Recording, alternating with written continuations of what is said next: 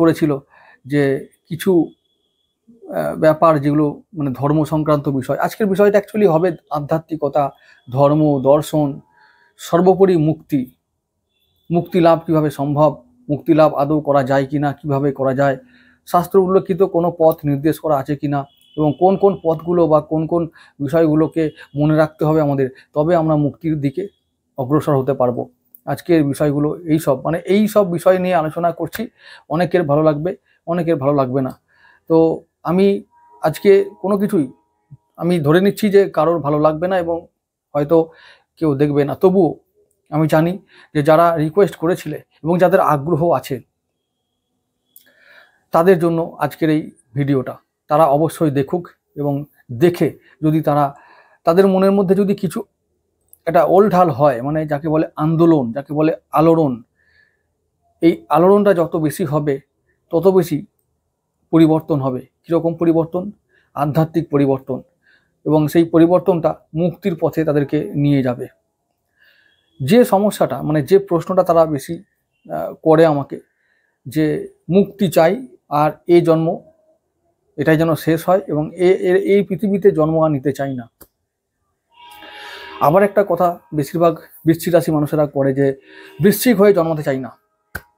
আমি এর আগে অনেক দিন আগে বলেছিলাম একটি ভিডিওতে যে কেন বৃশ্চিক রাশির মানুষেরা বৃশ্চিক রাশি হয়ে জন্ম নিয়েছে, এর পিছনে কারণটা কি, আমি সব কিছু বর্ণনা করেছিলাম, কারণগুলো বলেছিলাম।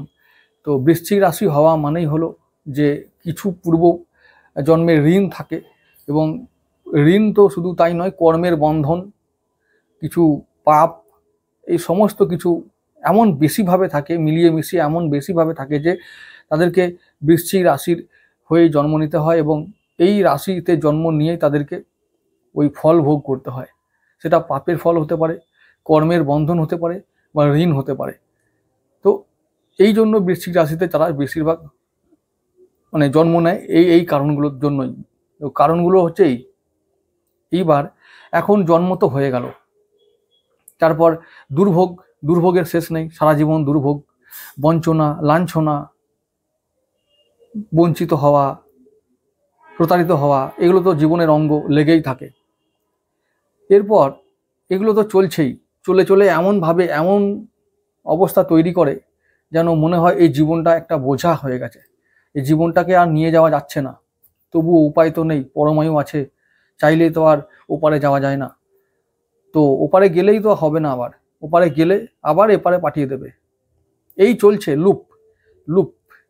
আমি একটা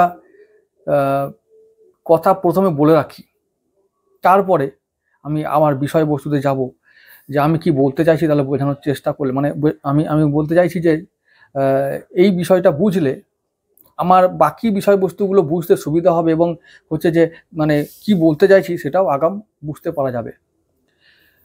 আমরা কি করি? পাপ করি, ঋণ করি, আবার কর্মের বন্ধনে ভেসে যাই বিভিন্ন কারণে, ঋণের কারণে, পাপের কারণে। আমি বারবার বলেছি যে আমাদের মন আমাদের সব থেকে বড় শত্রু, এবং এই মন আমাদের বড় মিত্র, দুটোই। এই মিত্র এবং শত্রু দুটোই এখন কার কাছে মিত্র কার কাছে শত্রু সেটা ডিপেন্ড করবে সেই ব্যক্তিটার উপরে, সেই ব্যক্তিটার নিজস্ব আধ্যাত্মিক চেতনার উপরে। ওই শত্রু মনকে মিত্র মনে কনভার্ট করতে, বা ওই যে জার্নি, শত্রু থেকে মিত্রতে পরিণত করা যে জার্নি, যে যাত্রা, সেই যাত্রা পথটা খুব কঠিন এবং দীর্ঘ।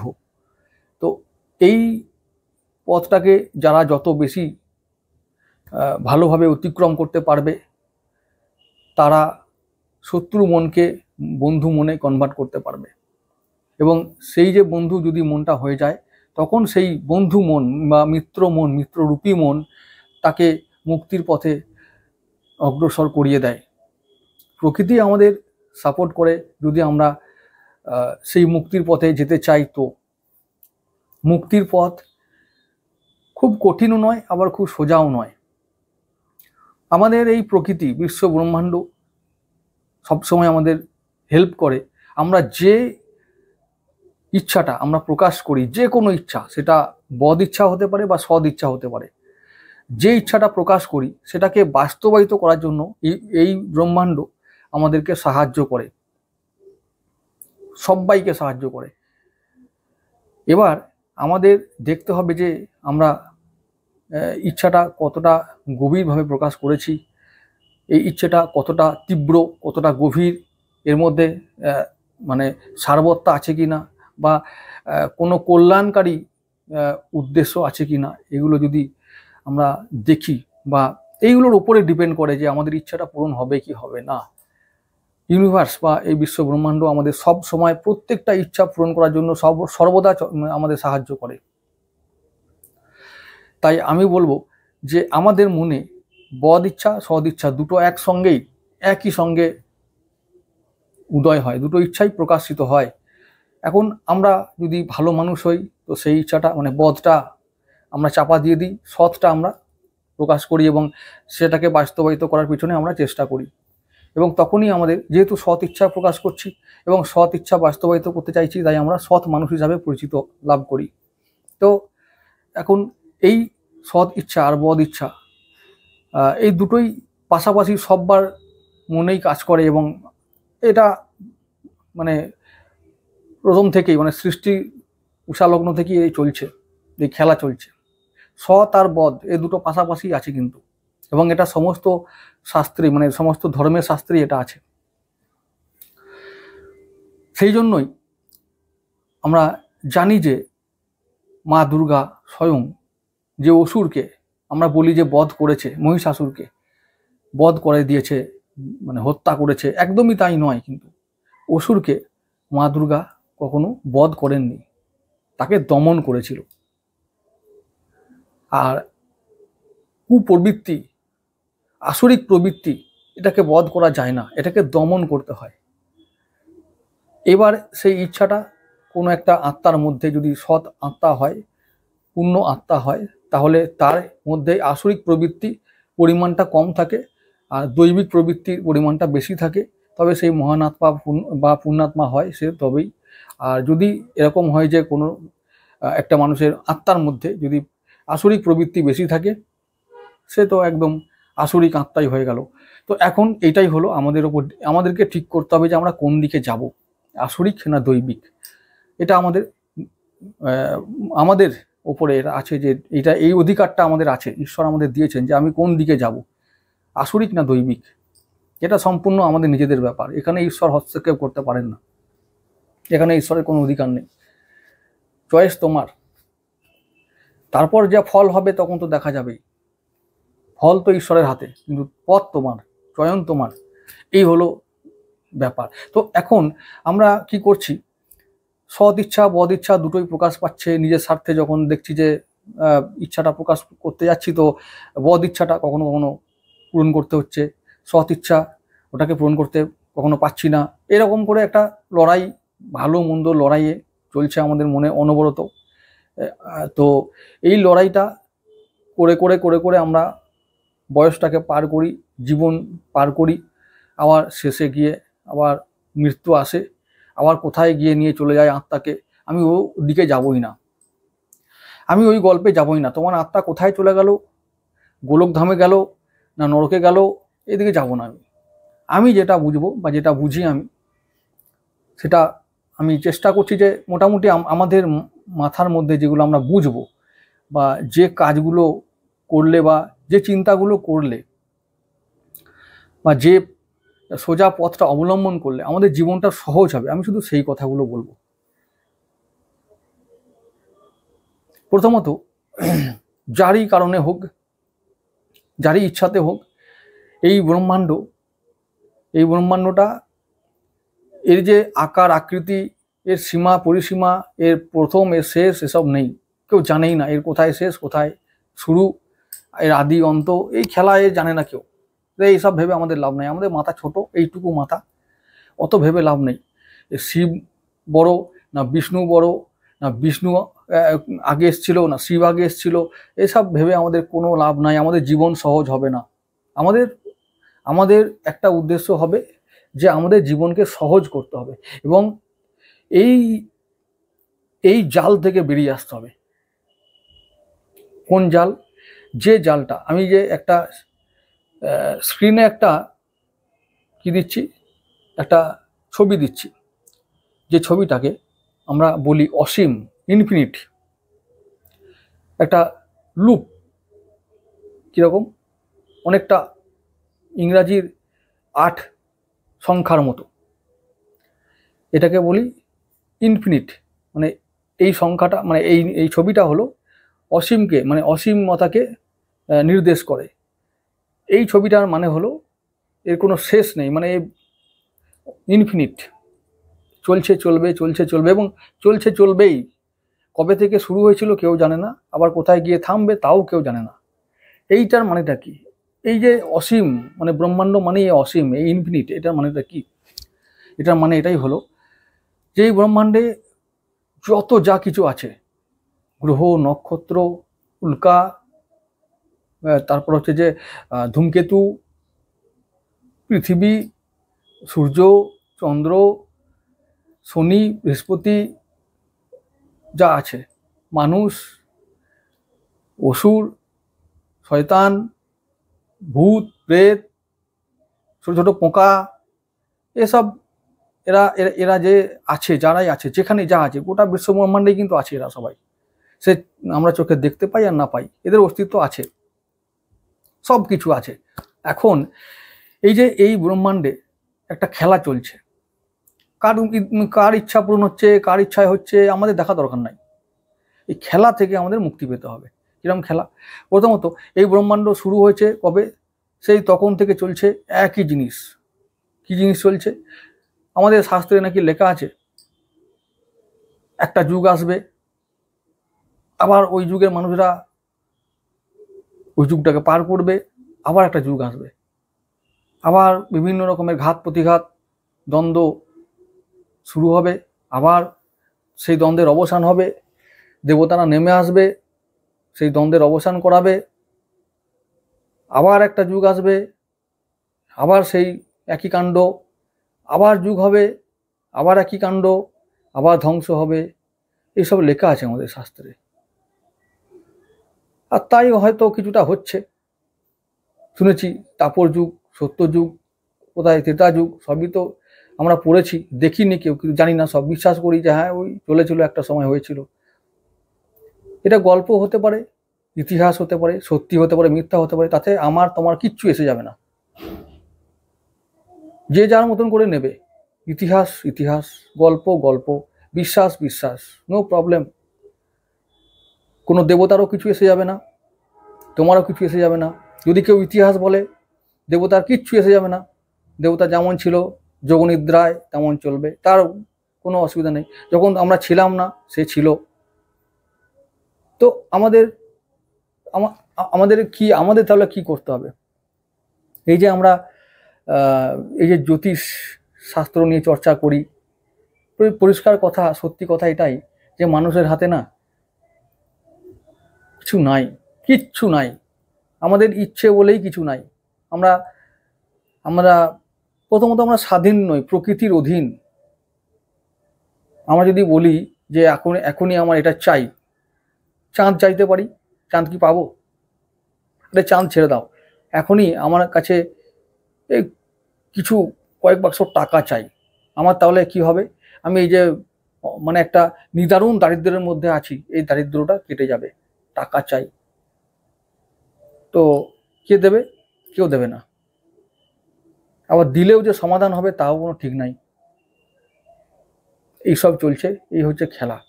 যুগ পরিবর্তন হচ্ছে, সময় আসছে যাচ্ছে, সময় আবার আগামী দিনে আসবে, এর কোনো শেষ নাই। 4টে যুগ শেষ হয়ে গেল, আবার নাকি আবার 4টে যুগ শুরু হয়ে যাবে। কার ইচ্ছায়, নো প্রবলেম, কোনো ম্যাটার নয়। কেউ বলতে পারে কৃষ্ণের ইচ্ছায়, কেউ বলতে পারে বিষ্ণুর ইচ্ছায়, কেউ বলতে পারে শিবের ইচ্ছায়, কেউ বলতে পারে মা কালীর ইচ্ছায়, নো প্রবলেম। তাতে তোমার আমার কিচ্ছু যায় আসে না। আমার দারিদ্র কোনো ভগবান দূর করতে আসবে না। আমার দারিদ্র্য নিয়ে কারোর কোনো মাথা ব্যথা নেই, আমার কষ্ট নিয়ে কারোর কোনো মাথা ব্যথা নেই। আমি জগতের একটি তুচ্ছ প্রাণী এবং আমার নিজস্ব ইচ্ছা বলতে কিচ্ছু নাই। আমি ওই মহাপ্রকৃতির, এই বিশ্ব শক্তির একটি দাস মাত্র, পুতুল মাত্র।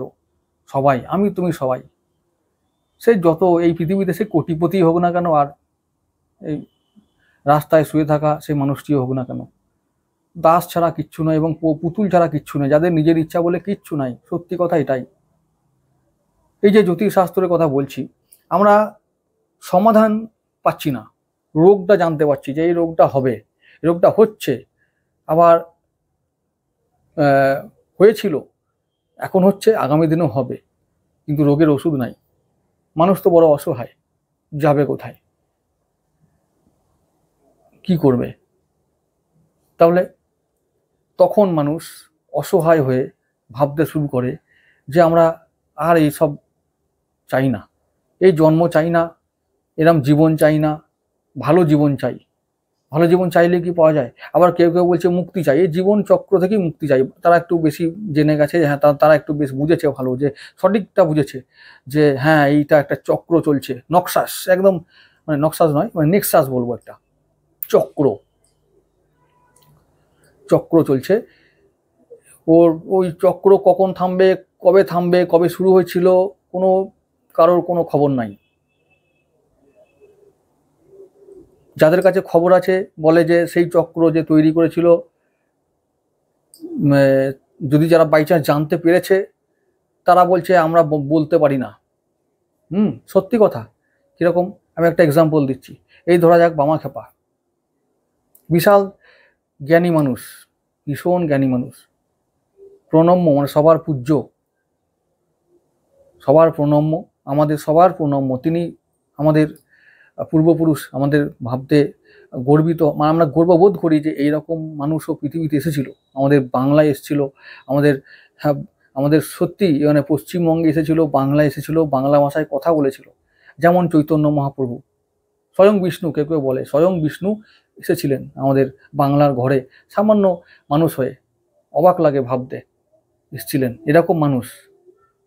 এইরকম আমি চৈতন্যদেবের কথা এই এই একটু পরে বলবো, একটু পরে আসছি তার কথায়। আমি এখন বামাখ্যাপার কথাই বলি। তিনিও খুব সাধারণভাবে যখন জন্ম নিয়েছিলেন, সাধারণভাবেই একজন মানুষ হিসাবেই সবার সামনে প্রকট হয়েছিলেন। তার মধ্যে কি শক্তি ছিল বা কি আছে এটা তিনি পরে পরে বলেছেন, কিন্তু প্রথমে তিনি তো আর এগুলো নিয়ে হাজির হননি। কমন ম্যান এসেছিলেন, তার একটা সাধন পদ্ধতি অবলম্বন করে তিনি ব্রহ্মজ্ঞানী হলেন। ব্রহ্মজ্ঞানী, যে জ্ঞানটা তিনি লাভ করলেন, তিনি তাতে বুঝলেন একটা অসীম ক্ষমতার অধিকারী হলেন, এবং তার মধ্যে অনেক জ্ঞান এলো, ইহলৌকিক পারলৌকিক সমস্ত জ্ঞান এলো, এবং তিনি হয়তো মুক্তি পেয়েছেন, বা অনেকে বলেন তিনি স্বয়ং শিবের অবতার, হতেই পারে, নো প্রবলেম তাতে। আবার বলছি, তিনি শিবের অবতার হোক, আমরা সবাই জানিও, আমরা মানি তিনি শিবের অবতার। তো আমি কি বলছি, তাতে কি হবে? তাতে তোমার কি, আমার কি? এই পৃথিবীতে, এই ব্রহ্মাণ্ডে, পৃথিবীতে বলবো না, সবাই স্বতন্ত্র আত্মা। একটা খেলা চলছে, খেলাটা বুঝে নাও আগে। যে পরমাত্মা যেই হোক, যেই মানে তার নাম যাই হোক, সে যেখানেই থাকুক, সে নাকি সর্বত্র সব জায়গায় থাকে, পাশে বসে থাকে আমার, আবার তোমাদেরও পাশে বসে আছে সে। আমি বলছি, তোমরা দেখছো, সে ওখানেও আছে, এদিকেও আছে।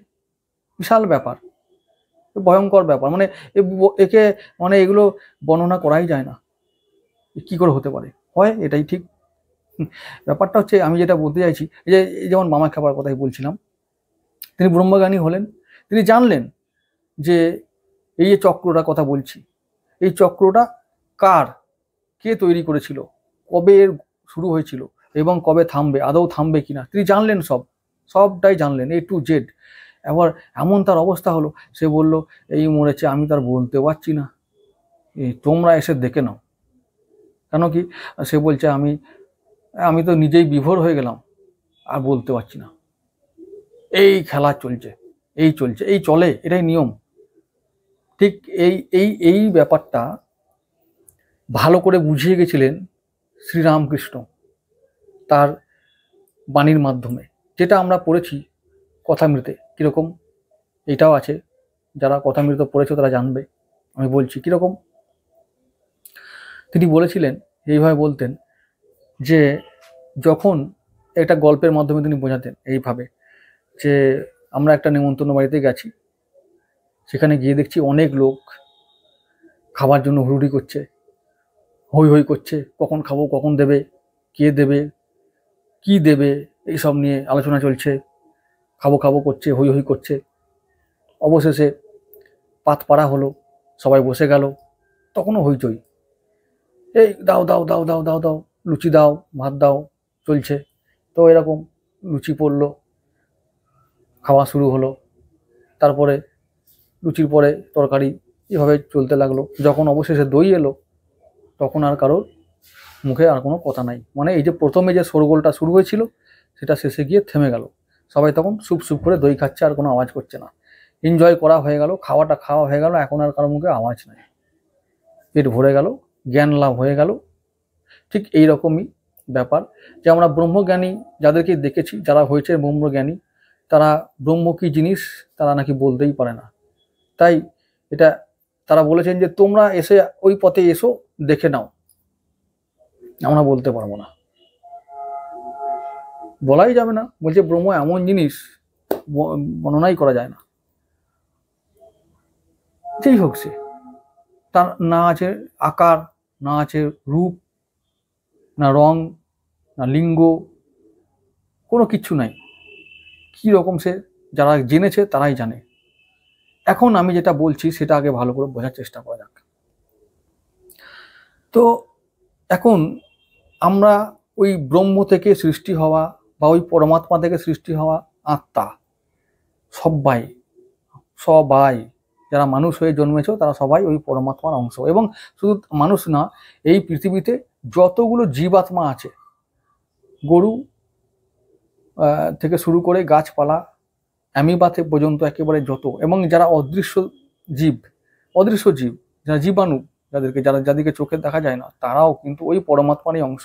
আত্মাটা ওর মধ্যে আছে, কিন্তু পালস আছে, ওখান থেকে সৃষ্টি হয়েছে।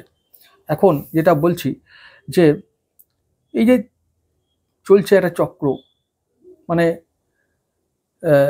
অসীম যে সাইনটার কথা বললাম, যে অসীম ইনফিনিটি সাইনটার কথা বললাম, ওটা হচ্ছে যে যুগ আসবে, যুগ চলে যাবে, পৃথিবী যেমন ছিল তেমনই থাকবে, তার ওয়েটটাও বাড়বে না, ওয়েটটা কমবেও না। এই সৃষ্টি হয়ে গেল, যত মানুষ বাড়ুক না কেন, ওয়েট পৃথিবীর একই আছে, একই থাকবে। সব পঞ্চভূতে লীন হচ্ছে, আবার এদিকে এই চলছে, জন্ম মৃত্যু সব চলছে এরকম। প্রত্যেকটা জীবই ওই পরমাত্মার অংশ। এবং তাদেরকে যখন মানে ছোটো ছোটো জীব থেকে যখন আমরা মানুষে পরিণত হই, তখন আমাদের মধ্যে ঈশ্বরের প্রকাশ বেশি থাকে, এটা আমরা জানি। তো প্রকাশ বেশি হলো, তাতেও আমাদের মুক্তি নাই। ঈশ্বর তৈরি করলো মানুষকে, আমি মানুষ হলাম, তাতেও মুক্তি নেই, তাতে কোনো শান্তি নাই। মানুষ তো হয়ে গেলাম, এবার নাও আরও ঝামেলা পোয়াও, ব্রহ্মকে জানো। এখন সংসারে ফেলে দিয়েছি, সংসারকে করা যাবে না, সংসারে মায়া করা যাবে না, অথচ মায়ের বাঁধনে বাঁধা হয়ে গেল। মায়ের বাঁধনে আসছে পৃষ্ঠে বাঁধা আছে, আমাদের ইচ্ছাতে বাঁধেনি, কিন্তু তিনিই সৃষ্টি করেছেন মায়াকে। জন্ম নিলাম, মায়া ঝপ করে ধরে নিল, একটা খাঁচার মতো, মায়া চেপে ধরেছে, একটা অক্টোপাসের মতন। মায়ায় চলছে সব কিছু, মায়া মোহ কামনা বাসনা সব ধরে ফেলেছে চারিদিক থেকে একদম। এখন বলছে ভগবান, যেই হোক, মুক্তি পেতে গেলে এগুলো করতে হবে। এগুলো কি করতে হবে না, ওই মায়া যেটা অক্টোপাসের মতন ধরে রয়েছে, ওটাকে ত্যাগ করতে হবে। ত্যাগ করে, ওটা কাদা, ওটা হচ্ছে কাদা, তো সব ধুয়ে মুছে সাফ করতে হবে নিজেকে, তবে বড় চুম্বকটা ওই লোহাটাকে অ্যাকসেপ্ট করবে, তবে মুক্তি, না হলে মুক্তি নাই। এই হলো খেলা। আর এই খেলা আর কি না, ব্রহ্মাণ্ডে এর কিচ্ছু নাই, এরকম চলবে, কল্পান্তর ধরে চলবে, জন্মান্তর ধরে চলবে। এই সময়ের কোনো সময় যা সৃষ্টি হয়েছে চলেই যাচ্ছে। আমরা মরে যাব, আবার আসবে, এবার কলিযুগ, সত্যযুগ, এইসব করে পাগল হয়ে যাবে সব। কি হবে? খেলা চলছে, এই খেলাটাকে ধরতে হবে। এই খেলাটা কে করছে? যেই করছে করুক, কোনো অসুবিধা নেই, তার নাম জেনেও লাভ নাই। তাকে বলতে হবে যে এই খেলা থেকেও মুক্তি দাও, তুমি যেই হও, নো প্রবলেম, কিচ্ছু এসে যায় না আমার, বাস মুক্তি দাও। ব্যাস সে সাহায্য করবে, তবুও মুক্তি তাতেও হবে না। কিছু পথ আছে, কিছু নিয়ম আছে, নীতি আছে, সেইগুলোর কে অবলম্বন করে আমাদের যেতে হবে মুক্তির পথে। এই ব্রহ্মাণ্ডেরও শেষ নাই, এ চলবে, চলছে, চলবে, চলছে, চলছে, চলবে, চলছে, চলবে। এই যুগ, 4টে যুগ এসে গেল, আবার 4টে যুগ এসে হাজির হবে। আবার আমাদের হিন্দু এই আমাদের শাস্ত্রে আছেই যে এরকম নাকি পৃথিবী আরো কত আছে, জায়গায় আছে, 7টা পৃথিবী নাকি আছে। আবার সেখানে নাকি আরো এরকমই হয়। মহাভারত, এই রাম, শ্রীরাম, শ্রীকৃষ্ণ, এরকম নাকি আরো কোথাও হয়। এইসব ব্রহ্মাণ্ডে কোথাও হচ্ছে। এখন হয়তো এখানে কলিযুগ চলছে, তো অন্য একটা জায়গা দেখতে পাবো যে এখন ওখানে চলছে সত্যযুগ, তারপর ত্রেতা আসবে। এই খেলা চলছে। আর তোমার কি করা হচ্ছে? তোমাকে ওই খেলোয়াড় করা হয়েছে, যাও খেলে আসো, খেলা ভুল করলেই মার। এই চলছে, এটা বুঝে নাও, এ না হলে মুক্তি নাই। ভাবছো কি এই জন্মে শেষ হয়ে গেল, মরে গেলাম, ভালো হয়ে গেল, আবার আর জন্ম হবে না? জন্ম যদি নাও হয় তাতেও মুক্তি নাই, ঠিক আছে? জন্ম যদি নাও হয় তাতেও মুক্তি নাই। হয়তো এমনভাবে আমাদেরকে কোথায় নিয়ে চলে যাবে, ওই আত্মাটাকে কোথায় কি করবে, কি গতি হবে তাও জানি না আমরা। আবার কোথায় ছিটকে ফেলে দেবে ওদিকে অন্য জায়গায়। এই চলবে, এই কি চলবে কি? এটা চললে কি হবে? চলবে, কিন্তু চলতে দিলে, যদি আমরা এটাকে পারমিট করি চলতে দেওয়ার, আমি আবার বলছি, কোন পথটা আমরা চয়ন করব, আমার মধ্যে এই যে আত্মা আছে, এই আত্মা কোন পথ চয়ন করবে সেটা সম্পূর্ণ অধিকার একমাত্র আমার আছে, ঈশ্বরেরও নেই। আমি সৎ বা সঠিক পথ, যে মুক্তির পথ চয়ন করলাম, এখন চয়ন করেছি। এই খেলা থেকে মুক্তি চাই, মুক্তি চাই। যখন আমি ঠিক করলাম আমাকে ওই পথ ধরে যেতে হবে, কি করতে হবে? প্রথম যেটা, ঋণ থেকে মুক্তি হতে হবে। ঋণ মুক্তি। আমরা যা আমরা খাচ্ছি, ভাত মুড়ি, যা কিছু যেটা ভালো লাগে, যা খাচ্ছি, সেই মাটি থেকে আসছে। আমরা কি করছি? পৃথিবী মাতা থেকে ঋণ হচ্ছে, ঋণগ্রস্ত হচ্ছি, কিছু দিচ্ছি না, আমরা শুধু খেয়ে যাচ্ছি। তো আমরা কি করছি? ফার্স্ট যে ঋণ, সেটা আমাদের পিতা মাতা, তাদের ঋণ তো শোধ করা যাবে না, এমন বোঝা চাপানো হয়ে গেছে, মুক্তি নাই। তাহলে কি করতে হবে? নমস্কার, যা পেয়েছি তার তুলনা নেই, এরকম ব্যাপার। এই ভেবে ঋণ শোধ করা যাবে না, খেলা চালু। এমন তোমাকে চাপিয়ে দেওয়া হবে, ঋণ শোধ করা যাবে না, পিতামাতার ঋণ শোধ করা যায় না, একদম সত্যি কথা, শোধ করা যায় না, আর যাওয়ার চেষ্টাও করতে নাই। এটা বড় অহংকার হয়, এটা পাপ।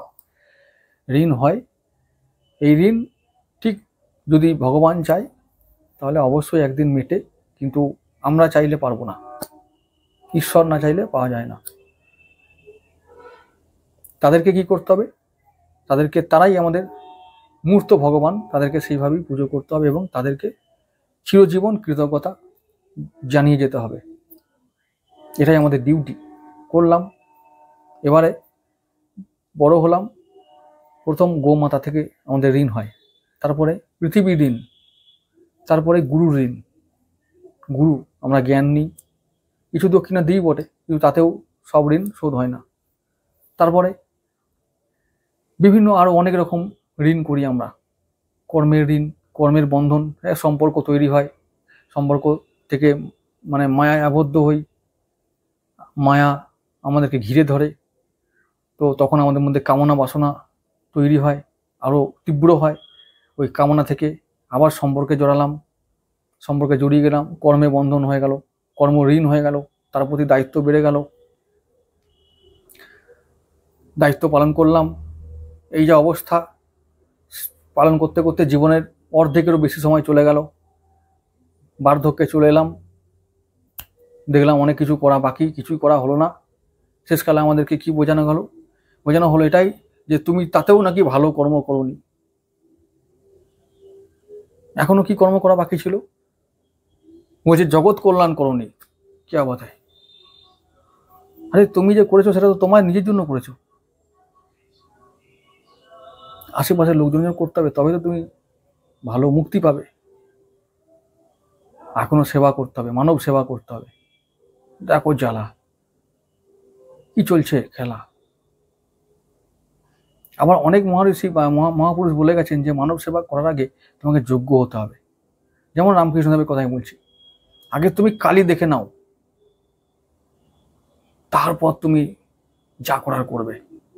এবং আরো অনেক বড় বড় মনীষীরা এই কথাই বলেছেন যে যেভাবে হোক আগে কালী দেখে নাও। আমি একজন মহাপুরুষ, মানে বৌদ্ধ ধর্মের মহাপুরুষের কথা বলছি, যার নাম হচ্ছে মিলারেপা। যারা এই পর্যন্ত আমার এই কথাগুলো শুনলো তাদেরকে আমি অসংখ্য ধন্যবাদ জানাই। জানি না কতটা আমি বোঝাতে পারলাম বা তারা বা কতটা বুঝলো। আমার শুধু একটাই উদ্দেশ্য বলার তাদেরকে, আমি যা বলতে চাইলাম এটাই, যে এই খেলা থেকে বেরিয়ে আসতে হবে। যার ইচ্ছাতেই হোক এই খেলা থেকে আমরা এর থেকে বেরোতে মানে না চাইলেও আমাদের এই খেলায় অংশ নিতেই হবে, যেহেতু আমরা জন্মগ্রহণ করে ফেলেছি। আমার ইচ্ছাতেও আমি জন্মগ্রহণ করিনি, কার ইচ্ছায় জানি না, হয়ে গেছে, বলছে ঈশ্বরের ইচ্ছায় চলে এসেছি। এখন তুমি চাও না চাও, তোমার হাত পা ভেঙে যাক, তবু তোমার খেলতে হবে। ছেড়ে গেলে চলবে না, ছেড়ে গেলেও আবার আবার খেলায় নামিয়ে দেবে, মাঠে নামিয়ে দেবে। লাত খেতে খেতেও তোমাকে খেলতে হবে। কোথায় স্বাধীন, কোথায় ইচ্ছা তুমি পূরণ করতে পারছো? এখান থেকে বেরিয়ে আসতে চাইলেও তুমি পারবে না। এই প্রকৃতি আমাদের আষ্টে পৃষ্ঠে বেঁধে রেখেছে, তো আমরা স্বাধীন নই। প্রথমত এটা হলো একটা সত্য কথা, বাস্তব কথা। আমাদের ইচ্ছা পূরণ করার কিছু আমাদের ক্ষমতা নাই। যে ইচ্ছাগুলোর কথা আমরা বলি, ওই সামান্য বাড়ি চাই, গাড়ি চাই, তারও দাম নাই। সেটা আবার ইচ্ছা কি হলো? আজকে যদি একটা বাড়ি হয়, কাল আবার একটা চাই, ওর কোনো ইচ্ছা নয়। আবার একটা কথা বলি, যেটা হলো এই জ্যোতিষের কথা বললাম, বা যে কোনো কিছু আমাদের সমস্যা হলে, যে কোনো সমস্যা, সাংসারিক সমস্যা, শারীরিক সমস্যা যদি হয়, তো আমাদের কাছে কোনো ওষুধ নাই। আমরা জানি রোগটা হচ্ছে, ওষুধ নাই, কিচ্ছু ওষুধ নাই মানুষের কাছে। ওই যা ওষুধের নাম আছে ওগুলো সব নাম মাত্র, ওষুধে কোনো কাজও হয় না, আর যতটুকু হয় সে না হওয়ার মতনই। এইখান থেকে রেহাই কারোর নাই। আবার বলছি, তাহলে সেই জন্য মুক্তি পেতে হবে এবং মুক্তি লাভ করতে হবে। মুক্তি লাভের পথগুলো আমাদেরকে ফলো করতে হবে।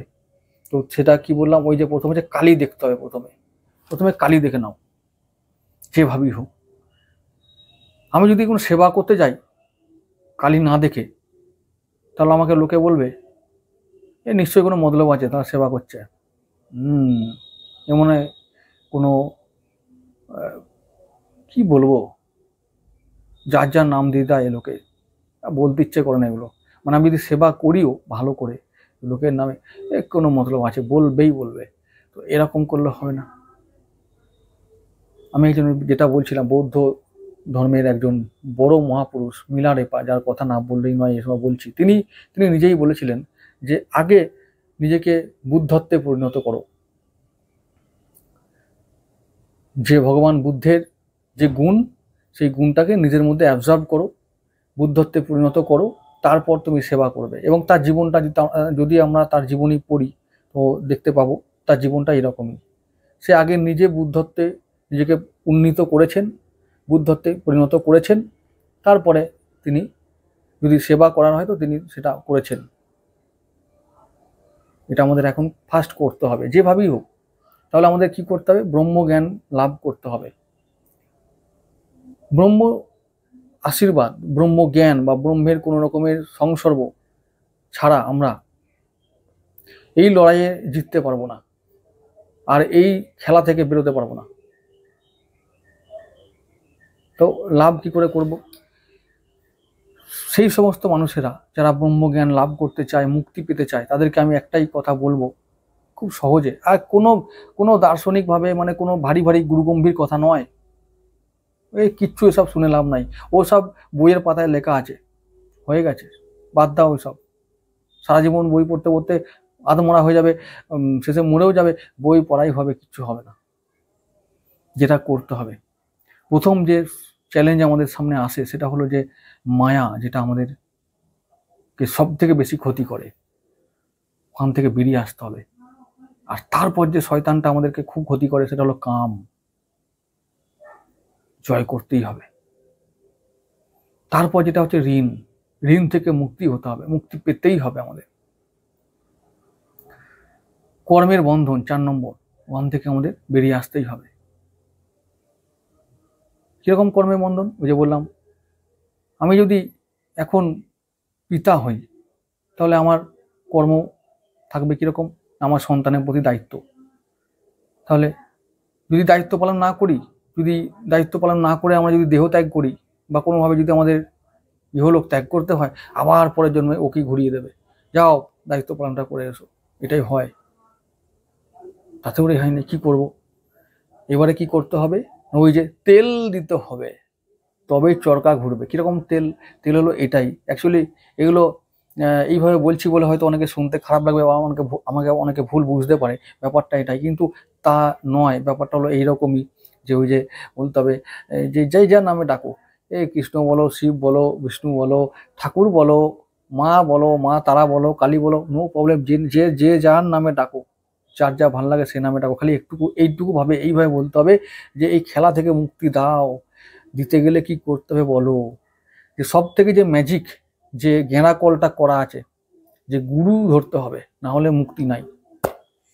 গুরু আর শিষ্য, এই পরম্পরা আর গুরুর দেখানো পথে আমাদের যেতে হবে, তবে আমরা পাবো ওই আসল জায়গা। যেখানে আসল জায়গা মানে ওই দইটা, যেটা খেলে সুপ সুপ আওয়াজ উঠবে। এতক্ষণ হই হই হচ্ছিল, কুচু আর কোনো আওয়াজ নাই, সবাই খাচ্ছে, দই খাচ্ছে। ওই দই পর্যন্ত যেতে গেলে গুরু ধরতে হবে। এমন জ্ঞানাকল করা আছে। আর এমন মুশকিল এখন হয়েছে যে গুরু নাই, সৎগুরু নাই, সব উবে গেছে। কোথায় গেছে ভগবান জানে, নাই। এখন আমরা তাহলে কি করব? এইসব অসহায় মানুষগুলো যারা দিন দিন মরছে, প্রতি মুহূর্তে মরছে, তারা কি করবে? হা কৃষ্ণ হরে কৃষ্ণ এই করবে? তাতেও তো মুক্তি নেই, কৃষ্ণ এসে দেখা দিচ্ছে না, কিছু করছে না, কি করবো তাহলে? ওইগুলো করতে হবে। প্রথম ওইগুলো যেগুলো বললাম, সমস্ত কিছু থেকে মুক্তি, মানে ওই যে শয়তানিক প্রবৃত্তি থেকে মুক্তি পেতে হবে আমাদেরকে। যেভাবেই হোক বেরিয়ে আসতে হবে, তবেই আমরা ওই যে গুরু আসবে এবং এসে আমাদেরকে মন্ত্র দেবে, ওই মন্ত্রটা আমাদের মুক্তি লাভের কারণ হবে। ওই মন্ত্র দেওয়া পর্যন্ত আমাদের তৈরি হতে হবে, বাকি তারপরে ওই মন্ত্র এবং গুরু সব করে নেবে। আমি চাইছি এই পর্যন্ত আমরা যাই, সবাই প্রত্যেক জনকে বলছি, যারা মুক্তিকামী মানুষ, যারা মুক্তিকামী আত্মা, আমাদের এই পর্যন্ত যেতে হবে। আর প্রত্যেক মানুষেরই নিজস্ব গুরু আছে।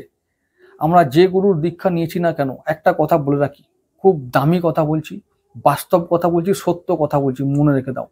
যে যার গুরু দীক্ষা নিয়েছো, নো প্রবলেম, সে যে গুরু হোক, যদি তোমার মনে হচ্ছে যে আমার এই জীবনটা বোঝা হয়ে গেছে, আর বাঁচতে চাইছি না, বাঁচতে পারছি না, এই যুদ্ধ লড়তে পারছি না, মুক্তি দাও, জানবে যে তোমার গুরু আছে, সে সদ্গুরু নয়, বা সেই মন্ত্রে তোমার কোনো কাজ হয়নি, হবেও না।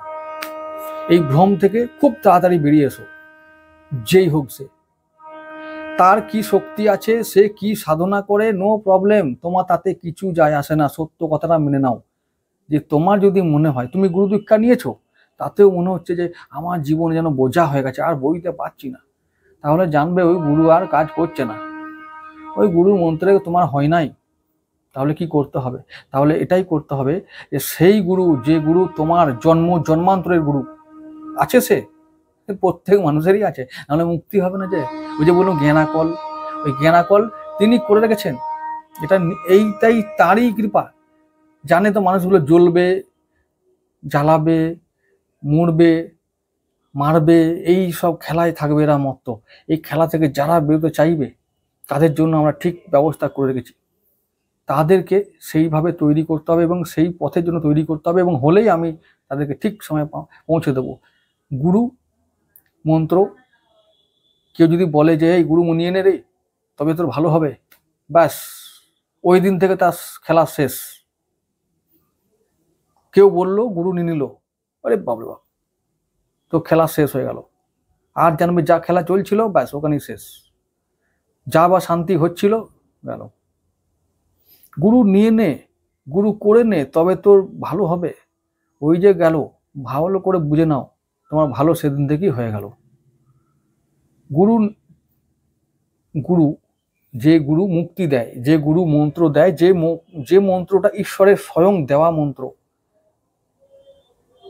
গুরু আমরা কখন চাই বা কখন আমাদের সৎ গুরু আসবে, আমাদেরকে মন্ত্র দীক্ষা দিয়ে যাবে এবং মুক্তি দেবে, সেটা নিয়ে একটু কথা বলে রাখি।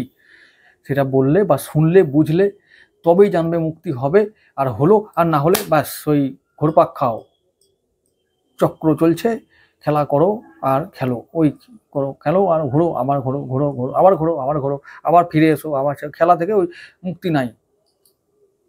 আমি এই গুরু সম্বন্ধে আগে বলে রাখি। ভিডিওটা অনেক বড় হয়ে গেল বটে, কিন্তু যদি দয়া করে এই কথাগুলো বুঝে নিয়ে শুনে নিয়ে যদি যারা সত্যিকারের মুক্তি চাও, মুক্তি এই খেলা থেকে মুক্তি, এই চক্র থেকে মুক্তি, যুগ আসবে, যুগ চলে যাবে, ভাবছো কৃষ্ণ নেমে আসবে, দিয়ে আবার কলকি অবতার হয়ে যাবে, দিয়ে আমাদের সবাইকে মেরে দিয়ে চলে যাবে, দিয়ে আমাদের মুক্তি হয়ে যাবে, তাই হয় নাকি? এই মরেছে, আবার নতুন যুগে চলে যাবে, আবার মরে যাবে, আবার আসবে, এই চলবে। যুগেরও শেষ হবে না, ব্রহ্মাণ্ডও শেষ হবে না, এই চলবে, কল্প কল্পান্তর ধরে চলবে, এরকম এরকম চলবে এরকম খেলা। কবে চালু হয়েছে কেউ জানে না, কবে শেষ হবে তাও কেউ জানে না। তো এই খেলা থেকে মুক্তি চাই, এই মুক্তির কথাটা ব্রহ্মজ্ঞানীরা বলে গেছেন। গুরু সম্বন্ধে এবার বলি। তোমার গুরু তখন আসবে, কখন? তখনই আসবে মুক্তি দাতা গুরু, যে সত্যিকারের গুরু, যে গুরুর সঙ্গে তোমার জন্ম জন্মান্তরের কল্প কল্পান্তরের সম্পর্ক, সেই গুরু তোমার আছে। এবং সেই গুরু সময় হলে, মানে তুমি যখন যোগ্য পাত্র হবে, তখন সেই গুরু ডাকতে হবে না, সে নিজে স্বেচ্ছায় এসে তার প্রিয় শিষ্যকে তার কানে মন্ত্র দিয়ে চলে যাবে, এবং সেই মন্ত্র হবে তার মুক্তির কারণ।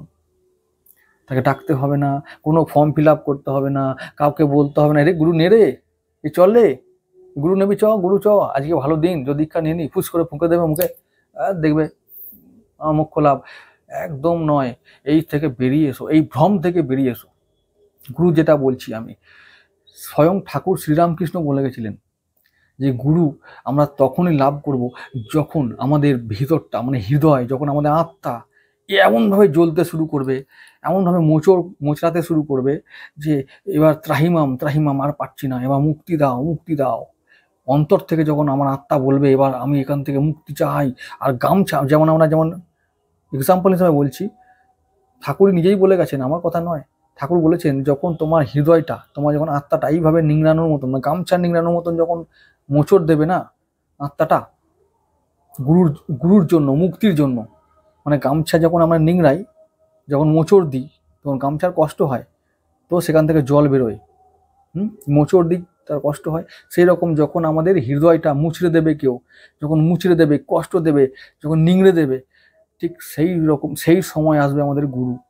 আমাদের গুরু চাইতে হবে অন্তর থেকে, যে গুরু দাও দাও দাও, আমাদের কেউ মুক্তি দাও, কোথায় তুমি আছো? আর একটা কথা বলি, যে গুরু মুক্তি দেয়, সে গুরু দেহতে কেউ নাই, সূক্ষ্মে সে আসবে, সূক্ষ্মভাবে দিয়ে যাবে, মুক্তি তুমি পেয়ে যাবে।